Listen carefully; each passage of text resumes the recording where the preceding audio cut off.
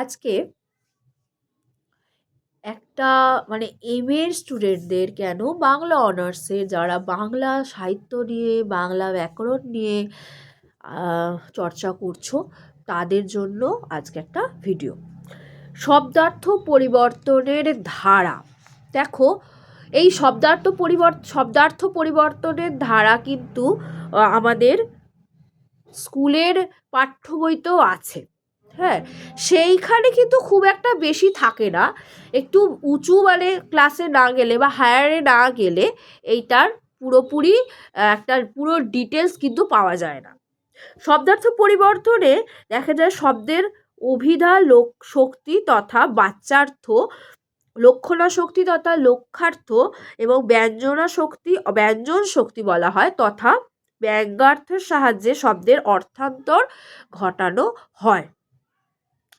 তো সেক্ষেত্রে আমাদের অর্থের রূপান্তর ঘটে। কোনো শব্দ ভাষায় বহুদিন ধরে ব্যবহৃত হলে তাতে যেমন অর্থগত জীর্ণতা দেখা যায়। যদি বহুদিন ধরে কোনো শব্দ যদি ভাষায় ব্যবহৃত হয়ে থাকে তার অর্থগত একটা জীর্ণতা দেখা যায়। তেমনই মানসিক কারণ বা বহিঃপ্রভাবের ফলেও কিন্তু অর্থে অনাবশ্যক পৃথুলতা আসে। শব্দার্থের পরিবর্তন ঘটে থাকে নানা ধারাতে। যেমন কারণগুলো একটু দেখে নেব। প্রথমত হলো অর্থের উন্নতি বা অর্থের উৎকর্ষ, 2 অর্থের অবনতি বা অর্থের অপকর্ষ, আর 3 হলো অর্থের সংকোচ। দেখো, অর্থের সংকোচ বা অর্থের অবনতি বা অপকর্ষ বা অর্থের উৎকর্ষ বা উন্নতি, এইগুলো কিন্তু খুবই ইম্পর্ট্যান্ট জিনিস, যেগুলো আমাদের কিন্তু ভালো করে জেনে রাখা দরকার। এছাড়াও অর্থের প্রসার আছে, এছাড়া অর্থ সংক্রম বা অর্থ সংশ্লেষ আছে।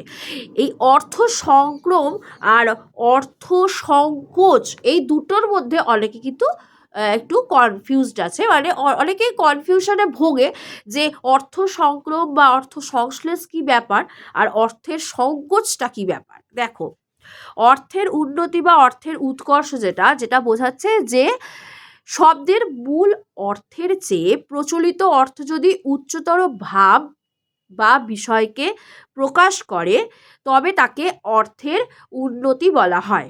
অর্থের উন্নতি হচ্ছে শব্দের মূল অর্থের চেয়ে প্রচলিত অর্থ, যে অর্থের যেটা মূল অর্থ তার বদলে যদি আমরা প্রচলিত অর্থ যদি উচ্চতর ভাব বা বিষয়কে যদি প্রকাশ করে তবে তাকে অর্থের উন্নতি বলে। যেমন মন্দির শব্দের মূল অর্থই হলো গৃহ। আমরা এখানে দেখছি মন্দির শব্দের মূল অর্থ হলো গৃহ। অর্থোন্নতির ফলে হয়েছে দেবগৃহ। আমরা মন্দিরের যে মূল অর্থ সেটা অর্থ হলো গৃহ। হ্যাঁ, কিন্তু আমরা প্রচলিত মন্দির অর্থে আমাদের একটা কনসেপ্টে চলে আসবে যে সেইটার অর্থ কিন্তু অবশ্যই দেবতা থাকে, সেই দেবতার আলয় বা দেবতার গৃহকেই একমাত্র মন্দির বলবো। কারণ মন্দিরে কিন্তু শুধুমাত্র কনসেপ্টেই আসবে না যে মানুষ থাকে, দেবতা থাকে, তাই সেটা হবে দেবগৃহ। ভোগ শব্দের মূল অর্থ হলো খাদ্য সামগ্রী। আমরা বলতেই পারি যে ভোগ, আমরা তো প্রত্যেক দিনই খাদ্য খাচ্ছি, তাই না? তো সেগুলো তো খাদ্য সামগ্রী হবে, সেই ভোগ হিসেবেই তো খাচ্ছি। যেটা ঠাকুরকে অর্পণ করা হয় সেটাও তো ঠাকুরের জন্য নিবেদিত বা ঠাকুরকে নিবেদন করা হয়, সেটাও তো তোমার ভোগ। তো সেটাও তো আমরা খাচ্ছি, সেটা ভোগ। এবং আমরা যেটা খাচ্ছি সেটাও ভোগ হিসেবে, যেটাকে আমরা বলবো খাদ্য সামগ্রী। প্রত্যেক দিনে আমরা খাদ্য গ্রহণ করছি, খাদ্য সামগ্রী। কিন্তু অর্থোন্নতির ফলে হয়েছে দেবতার উদ্দেশ্যে নিবেদিত খাদ্য সামগ্রী। সেই ভোগ কথাটাকে আমরা কিন্তু আর সেই খাদ্য সামগ্রী, আমরা যে খাদ্য গ্রহণ করি সেইটার মধ্যে রাখছি না। সেই জন্য অর্থের এটাকে বলা হয়ে থাকে উন্নতি। পরের ভিডিওয়ে থাকছে বাকিগুলোর আলোচনা, তোমরা ভিডিওগুলো দেখতে থাকো। ধন্যবাদ।